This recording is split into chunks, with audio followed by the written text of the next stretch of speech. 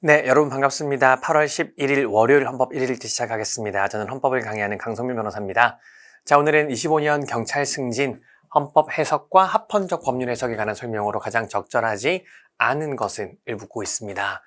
1번입니다. 합헌적 법률 해석 개념이죠. 어떤 법률의 개념이 다의적이고, 즉 다양한 의미로 해석이 가능하고 그 어휘의 테두리 안에서 여러 가지 해석이 가능할 때 이 법률 조항이 있는데 이걸 이렇게 읽으면 합헌으로 해석이 되고 이렇게 읽으면 위헌이라고 해석이 되는 좀 다양한 의미의 해석이 가능할 때는 헌법을 최고 법규로 하는 통일적인 법질서 형성을 위하여 헌법에 합치되는 방식으로 해석을 하자라는 게 합헌적 법률 해석입니다.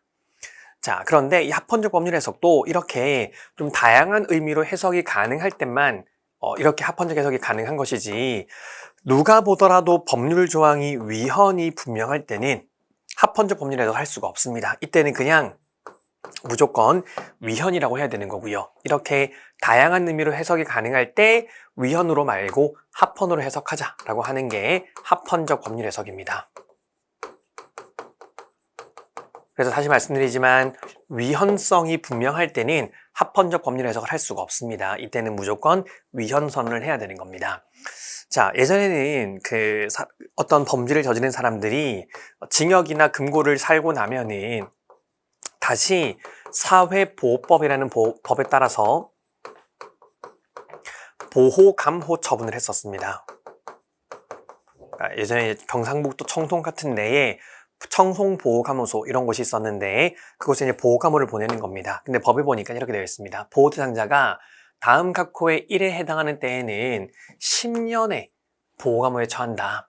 다만 보호대상자가 50세 이상인 때에는 7년의 보호감호에 처한다 라고 되어 있습니다.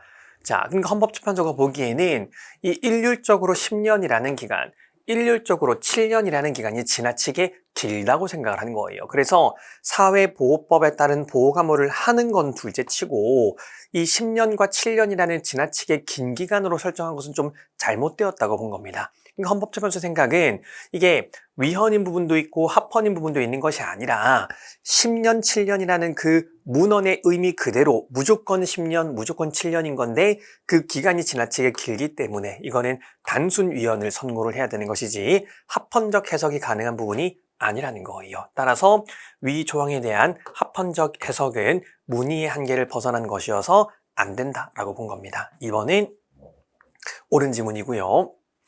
자, 3번입니다. 우리 헌법 12조 4항에 변호인의 조력받을 권리가 있죠. 누구든지 체포 또는 구속을 당한 때에는 즉시 변호인의 조력받을 권리가 있다라고 보고 있는데 이 구속이라는 건 좀 인신의 자유가 억압된 상태를 말하는 거기 때문에 판례가 최근에 이걸 조금 더 확대 해석을 하고 있죠. 그래서 형사 절차상 구속된 경우뿐만 아니라 행정 절차상 구속된 경우까지 포함하는 것이라고 해석을 하고 있습니다. 그래서 3번이 틀렸고요.